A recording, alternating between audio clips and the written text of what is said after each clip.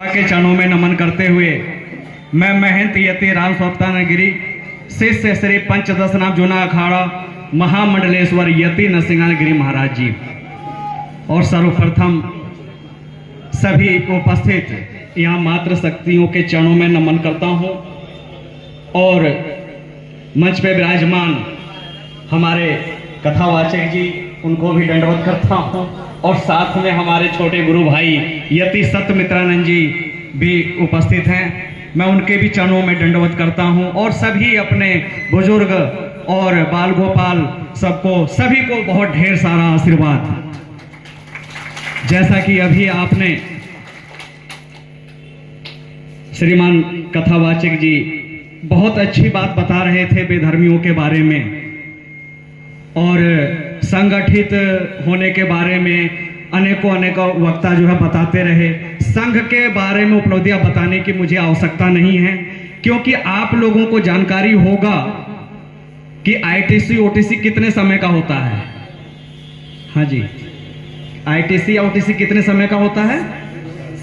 7 दिन और 20 दिन। लेकिन आप लोगों को शायद जानकारी होगी कि यही हमें अपने आप को बचाना पड़ेगा, नहीं तो बंगाल बनने में ज्यादा समय नहीं है क्योंकि भारत में यहां पर भी ऐसी अनेकों घटनाएं। नू मेवात देख लीजिए, छोटे छोटे बच्चों को बच्चियों को उन्होंने मार करके पका करके उसके बाद खा गए।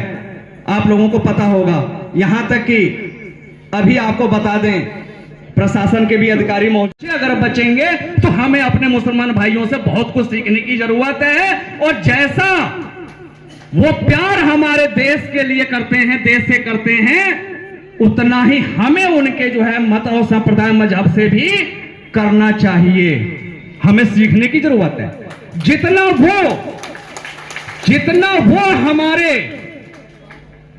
बहन बेटियों के साथ प्रेम करते हैं, लव जिहाद करते हैं, उतना ही हमें भी उनकी बहन बेटियों के साथ करने की आवश्यकता है। हमें यह भी करने की आवश्यकता है कि जितना वो हमारे साधु संतों के साथ सम्मान करते हैं, चाहे पाल घर हो, चाहे अनेकों साधु संत मारे गए 1450 वर्षों से, अनेकों हिंदू बहन बेटियां हमारी मारी गई। मैं कभी भी ये नहीं कहूंगा कि हमारे मुस्लिम भाई गलत हैं क्योंकि वो अपने धर्म गुरुओं की, मौलवी मौलानाओं की काजी गाजी और जिसमें एकल अभियान हुआ करता है, जिसमें एकल विद्यालय चलते हैं। आज देश के अंदर में बहुत सारे एकल विद्यालय चल रहे हैं, संस्कार शिक्षा के बारे में बताते हैं। उसी में एक हरि सत्संग समिति है जो संस्कार शिक्षा के लिए कथावाचकों को तैयार करती है, जिसके केंद्र अयोध्या में भी हैं और बंगाल में भी है और आपके मथुरा में भी है। तो वहां पर हमने 9 महीने का प्रशिक्षण प्राप्त किया। संघ के बारे में मैं उपलब्धियां नहीं बताऊंगा आप लोगों को, लेकिन आज यहां पर जो उपस्थित हैं अपने प्रिय सभी, लेकिन बच्चों की संख्या बहुत कम है और अभी कुछ लोग उठ करके जाने भी लग गए और चले भी गए। पता है क्यों चले गए? क्योंकि हिंदू के पास समय नहीं है। और समय क्यों नहीं है? क्योंकि उनके पास संख्या नहीं है। अकेले हैं, उन्हें ही अपना जो है रोज कुआं खोदना, रोज पानी पीना है।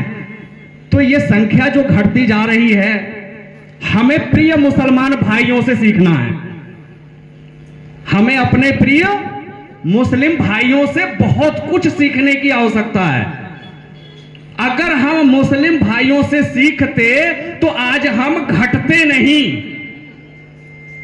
अगर हम मुस्लिम भाइयों से हम सीखते, क्या क्या सीखने की जरूरत है?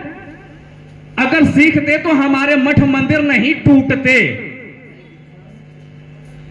अगर हम उनसे सीखते तो आज हमारे पास भी एक अपना हिंदू राष्ट्र होता। लेकिन उनके कितने हैं? 58।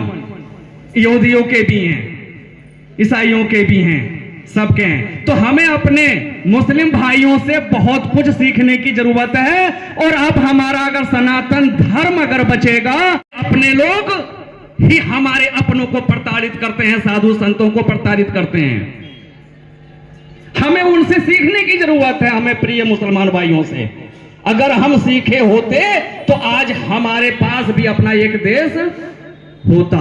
मुझे यह कहने की जरूरत नहीं है, बिल्कुल भी कहने की जरूरत नहीं है। देखो मोहम्मद बहुत अच्छा था, तभी तो आज उसके अनुयायी इतने अच्छे हैं कि उनकी संख्या देखिए आप। अब उस संख्या के बल पर इस भारत को भी अपना बना लेंगे, बना ही चुके हैं। थोड़ा सा काम बाकी रह गया है, वो यूजीसी से हो जाता, लेकिन हो जाएगा। लेकिन अभी हमारा खतरा टला नहीं है, हमें अभी विरोध करने की आवश्यकता है। ये ना समझें कि खतरा हमारा टल गया है। इसलिए अगर आपको बचना है, अपने सनातन धर्म को बचाना है, अपने बच्चों को बचाना है, तो हमें मुस्लिम भाइयों को फॉलो करना पड़ेगा, उनकी बात को मान के चलना पड़ेगा। मैं ये इसलिए नहीं कह रहा हूं कि आज की स्थिति को देखते हुए कह रहा हूं, हम इसलिए कह रहे हैं, ये बात हमारे यहां शास्त्रों में लिखी है, व्यास जी लिखी है ना। जब रावण के पास हनुमान जी पहुंचा, जब उनको बुलाया, ले गए पकड़ के, और जब रावण ने पूछा कि तुमने क्यों मारा राक्षसों को, तो हनुमान जी ने क्या कहा कि जिन मोहि मारा तिन में, ऐसा ही है ना। तो फिर आप लोग अपने आत्मरक्षा के लिए क्यों नहीं आप ऐसा करते हैं? हमारा शास्त्र अनुमति देता है।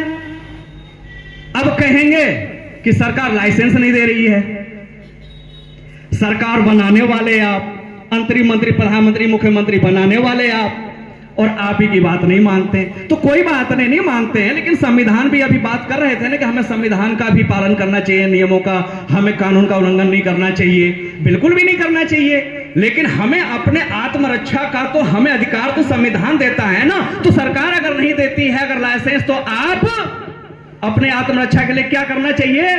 2 नंबर का क्या बताइए, क्या करना चाहिए?